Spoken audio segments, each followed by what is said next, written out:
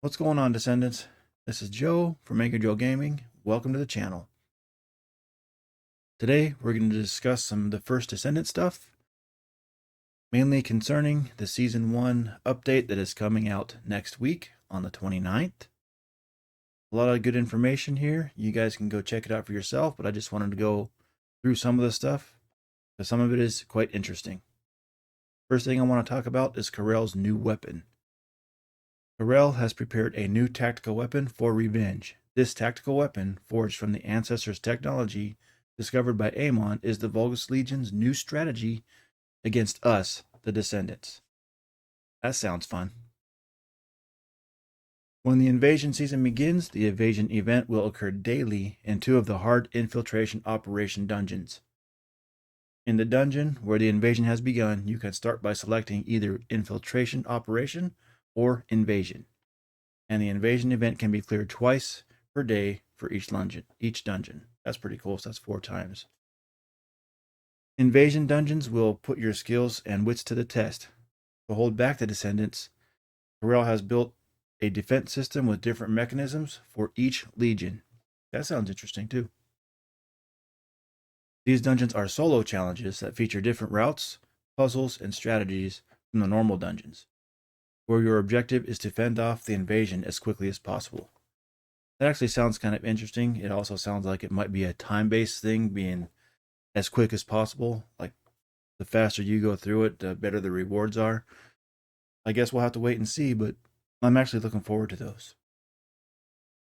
We're also getting a new Descendant, Haley Scott. I believe, we'll scroll down further, but I believe she is coming out on day 1. Let's see, scroll down here. Yep, day 1, the Descendant Haley and her skins are be coming out, along with day 1 Invasion Dungeons, day 1 Inversion Reinforcements, we'll talk about later, Invasion Season Battle Pass, and Ultimate Weapon Excava. We'll talk about that later as well. 26th, we might as well go over this right now. On the 26th, new Intercept Battle Deathstalker, Ultimate Weapon Frostwatcher, and new Ultimate Skins and Ultimate Descendant exclusive spawn effects. On October 30th, this is actually now the 10th, there is a new update. If you go to the official website, you'll see it's changed to October 10th. You get Ultimate Freynia and her exclusive story, her modification modules, Haley modification modules, new Ultimate modules, highest difficulty infiltration operations, and ETA 0. I think that's going to be a vendor. Not sure what the vendor has to offer, but we'll see if we can find it in here. Anyway, let's get back to it. Like we were saying before, the new Descendant, Haley Scott, once a guerrilla unit supply soldier who gained fame as a legendary sniper, Haley is now the newest member of the Descendant Corps. Not only can she take out enemies from a distance with her anti-material sniper cannon, she can also rapidly decrease her body temperature to spew chill when emotions run high. While Haley is an admirer of Vyessa, who can manipulate chill at will and is cold-blooded sniper on the battlefield, she also a warm-hearted hero who loves to make snow crystals and bring smiles to children's faces. It's kind of funny. If you guys want to actually see what she does, you can go to the official website and read all the stuff about the cryo round, the storm snare, cold fury, and zenith. I know a lot of people like to discover this stuff on their own in game, so I'm not going to go over what all those skills are. I'm one of those players who likes to see what they do in game without the descriptions, like from somebody else telling me what they are, so I'm not going to talk about those. But again, they're on the website if you want to read what her skills are. Next, we'll talk about Inversion Reinforcer for season progression. This actually sounds kind of cool. This sounds like kind of power-up maybe things, like in the Division seasons when you have Golden Bullet, or the Division 2, sorry. When you have Golden Bullet, it's like a really nice buff during the season. Some of this stuff sounds like it's going to be kind of like that, but Descendants experienced a change in their arcade as they've come into contact with Ironhearts multiple times. Their arcade began to draw energy from destroyed Ironheart. Embracing this energy as a source of strength, Descendants can now gain new abilities through the inversion reinforcers. I'm curious to see how this is actually going to work. Hunt improves Descendants' basic stats. Attribute improves attribute resistances. That's nice. Recovery improves the Descendants' recovery. That's good for some classes. Sorry about the phone. Let me turn it off. Survival receives a defense buff that activates under certain conditions. Season receives an effect that is useful for invasion dungeons. I'm curious what that effect was. I kind of wish they would say, this is what happens. This is what your dungeon buff is, but it just says an effect. It could be good. It could be garbage. It could be nothing. We'll see. Inversion reinforcement is a progression system that only lasts for the season. You can learn the inversion reinforcement effect using the Ironheart particle, which can be earned by clearing invasion dungeons or being active in the hard difficulty fields. You can choose 3 of the effects that have been unlocked. Oh, that's cool. Get 3 of them at once. When you unlock all 4 of the effects in a line, you automatically acquire that line's collection effect. Collection effects are passive effects that are always applied during the season. This means that if you unlock all inversion reinforcement effects, you can utilize 3 selected effects and 5 collection effects from each line in battle. That's actually pretty cool. Here we go with Frenya. We're getting her, or Ultimate Frenya. We're getting her on October 10th. I'm looking forward to her. I actually kind of like her playstyle. She's fun to play. I'm curious about what her story is going to be as well. Bunny's story for the preseason was okay. I won't get into it. If you guys haven't done that yet, I'm not going to spoil her story for you, but it's kind of interesting. I'm looking forward to see what Frenya's story is. New ultimate weapons. Excava, a powerful and versatile ultimate weapon. This assault rifle arrives with this update, also acquirable as a free battle pass reward. I'm assuming it's going to be like the rocket launcher where certain tiers of the battle pass, you can get it and then you can get it again to upgrade it and then get it again to upgrade it. I'm guessing that's what it's going to be like. Excava charges voltage when attacking enemies and uses the charged voltage to fire energy grenades.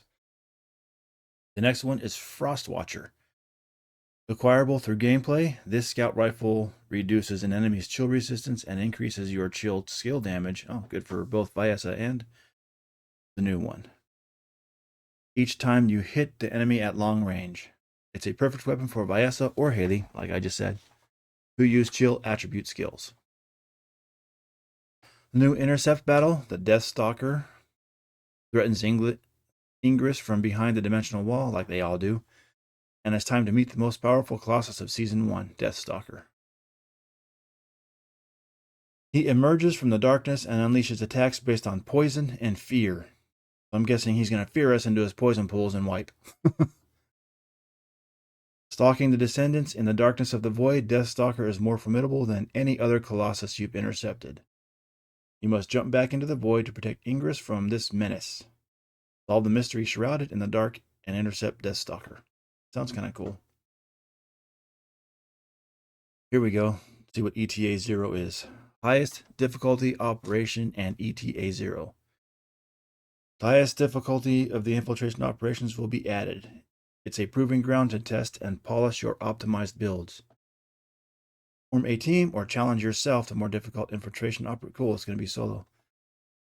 Infiltration operations in public matchmaking. Prove the strength of the Descendants and acquire loot that can only be obtained in more difficult infiltration operations. He is a merchant. A mysterious merchant, ETA 0, visits Albion. Every time he visits, he shows up with a variety of products that can be purchased with exclusive currency. With each visit, he brings different products. Since he visits Albion with blueprints for Descendants and ultimate weapons, nice. And occasionally hard to find consumables, don't miss out on visiting ETA 0. I'll be visiting that guy every time he appears. Sounds interesting. Maybe some of the stuff that's like really hard to get because it has a 0.5% drop rate. He might have some of that stuff. That'll be nice. We already went over this. I do want to talk about this. I don't want to get into like the improvements. I'll let you guys read all that stuff on your own. Because those are just more like bugs or fixes or they listen to the community to implement certain stuff, but I do want to talk about the void fragments because I was reading this and it's kind of weird. It has been improved so that playing void fragments once on hard difficulty now grants enough void shards to use the fusion reactor once. Consequently, the amount of void shards rewarded in special operations has also been increased.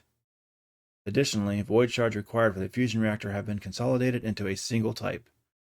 Now, the same type of void shards will drop from both void fragments and the fusion reactor within the same battlefield. This change enhances the convenience of farming void shards and optimizes the monster placement for representative void fragments of each attribute. I still don't like that it's attribute based. I don't like that. Some characters I just don't like to play, but I have to play them if I need that specific amorphous material from that specific boss, and I have to get on somebody like Blair, who I can't stand playing, to do fire. You know what I mean? I just wish they would remove the attribute, or at least you can still get the item you need. You know, even if you're in a group with a Blair or whoever else is fire, and you can still get at least some of it. But I just don't like that it's locked behind attributes. I don't like that. Finally, the fusion reactor now requires void shards when using the reconstructed device, rather than at the start of the mission. That's kind of nice. This adjustment ensures that void shards are not consumed if you accidentally enter the void fusion or the fusion reactor. That sounds kind of cool. We'll see how it actually works out when it comes out next week. Let's see. Do I want to go over any of this stuff? No, we'll go over this one. Hard infiltration operation improvements. They've already talked about this before, but as previously announced, random options will be replaced with preset selections. Preset offer 3 options: 0%, 125%, and 250%. And descendants who choose the same preset can play together in public matchmaking. Oh, that's nice. Right now, you can't do this if you're in a public group. In addition, to prevent the number of types of matchmaking pool from growing indiscriminately, descendants who select the same infiltration operation will now be matched together regardless of their selected rewards.